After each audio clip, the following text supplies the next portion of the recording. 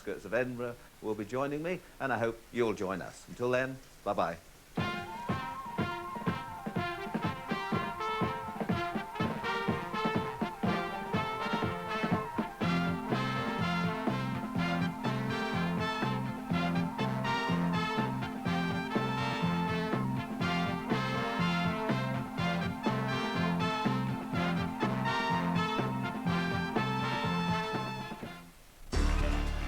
If a girl is born, she is a guest. If a boy is born, he is a person.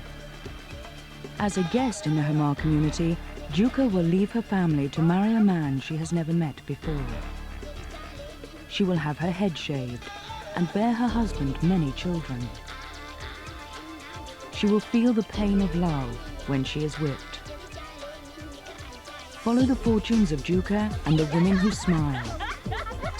They speak frankly about their lives, men and visions of the future in the Hamar Trilogy, starting Thursday at 9:30 on BBC2.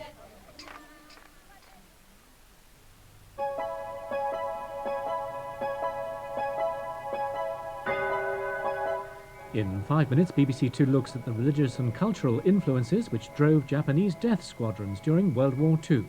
First, the latest news with Huw Edwards.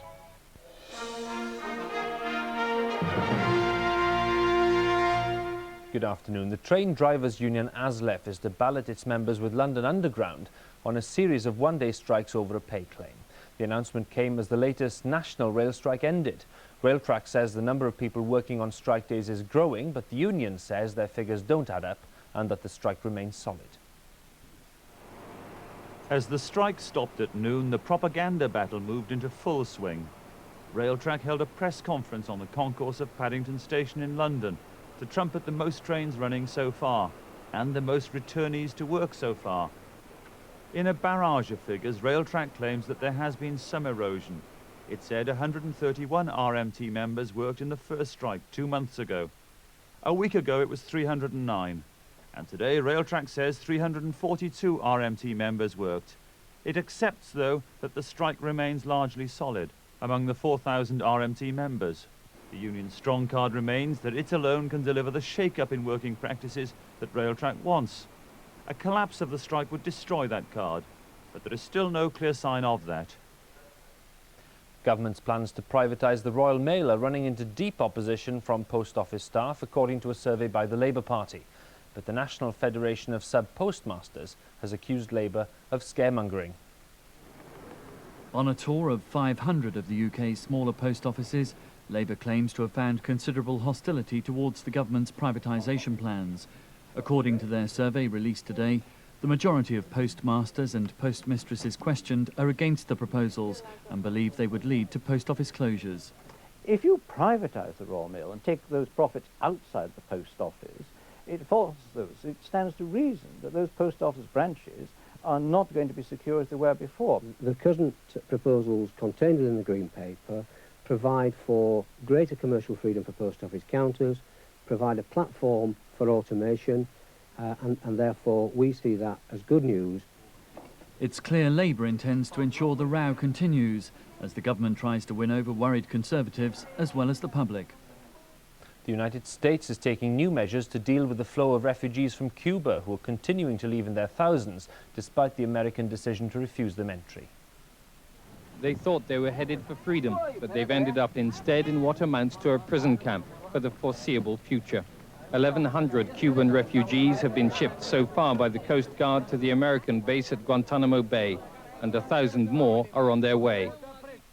The United States is now taking a gamble, hoping that other countries like Suriname and Panama will accommodate the overflow of refugees, although no one's made any promises yet. At the current rate of arrivals, the base at Guantanamo will be full within 8 days. By that time, the Americans hope the message will at last have filtered through, that leaving Cuba on the high seas is a risk not worth taking. The News of the World newspaper has suggested that the police did not leak details of the investigation into nuisance phone calls made to a married male friend of the Princess of Wales. The Princess has denied making the calls. MPs have demanded an inquiry into how details of the police investigation into the calls reached the press. And that's it. I'll be back with more news at 3 o'clock.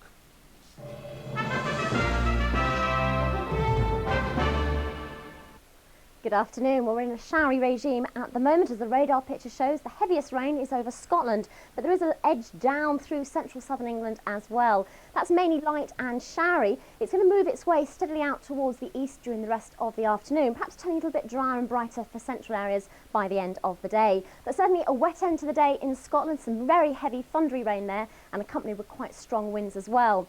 A cool afternoon there, temperatures only around 16 or 17 degrees, but down in the southeast corner still very warm, temperatures there around 24, but cooler, fresher weather pushing its way in to southwest England and Wales as well. Tonight we're going to see showers returning along the west coast and the south coast of England as well. The rain into the north moving its way up towards Shetland. Welcome to a hospital with a difference. When you come to this hospital, the stretchers are arms and hands, the beds are baskets, and no one complains about the hospital food. From birds of a feather to casualty, Linda Bryans and I will be bringing you all the stories from Animal Hospital. Join us live every night for a week starting August Bank Holiday Monday. From communism to democracy, see here, 2:30 looks at life in Bulgaria. First on BBC2, Kamikaze examines the influences on the Japanese pilots involved in the mission of death during the Second World War.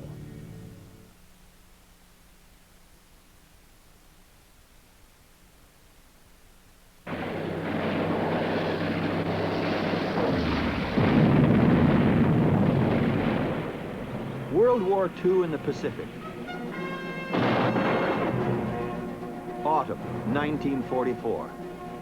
America is winning. Then, the desperate Japanese spring an unbelievable surprise.